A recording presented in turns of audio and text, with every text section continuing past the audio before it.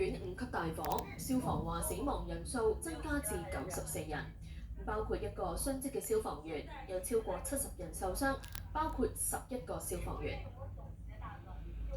喺天光之後，見到仍然有單位起火，單位內火光熊熊，救援工作繼續進行。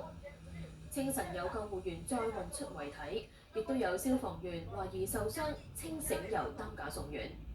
消防話火警已經大致撲熄，將會逐個單位爆破搜索，確保冇人被困。預料朝頭早會完成，又話為免火場死灰復燃，會繼續向7座大廈射水降溫。焚燒近40個鐘，消防2晚通宵撲救，大埔宏福苑呢場5級大火清晨大致救熄，但係個別單位死灰復燃，更加有火舌冒出單位外面，燒咗個幾鐘。消防處話，除咗個別4個單位之外，滅火已經大致完成，會逐個單位爆破，確保冇人被困，同時會繼續射水降溫。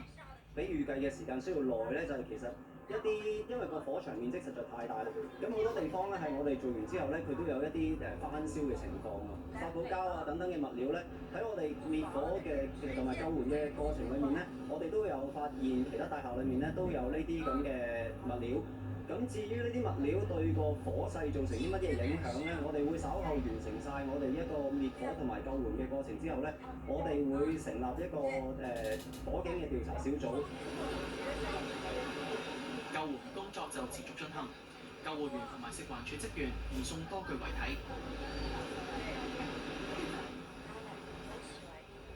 亦都有消防員受傷，清醒由擔架送院。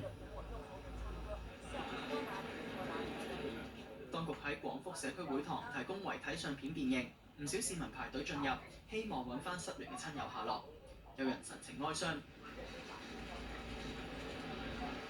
亦都有住戶嚟揾失蹤嘅外傭。我已經要即刻走㗎啦，係啲可能都係走唔切啦。好耐啦，我哋已經完咗3個月，第7年。係第7年。好似我哋屋企人咁樣。而且喺中華基督教會馮良傑紀念中學嘅庇護中心，就繼續有市民嚟到尋親。可以登記嘅，我哋要登記晒，電話留咗，好想你哋真係快啲咯，因為你咁日日煎我哋都好辛苦咯。我唔知我再做啲咩咯。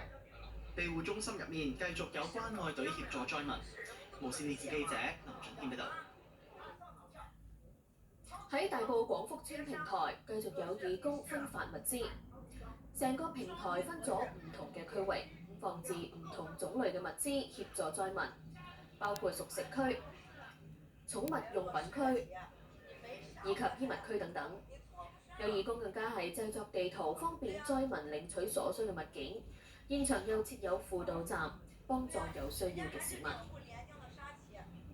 我哋係一路係咁輪更咁樣噶嘛，咁佢哋瞓醒就過嚟幫手，大家都好熱心，真係好感謝大家，即係香港呢啲人真係太好。我住屯門嘅，係啊，咁就冇啦，見到佢哋即係都唔想見到咁多人喪失咗家園，仲要咁慘咁樣，咁過嚟幫下手，見到自發嘅咪幫下手咯。I go down 3 p.m.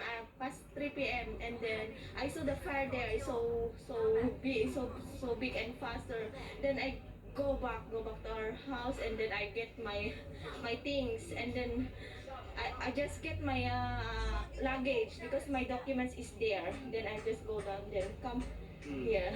I don't know what to do and what to say because it's so tragic. 宏福苑嘅維修工程項目由太平保險香港承保，公司話會做好賠償工作。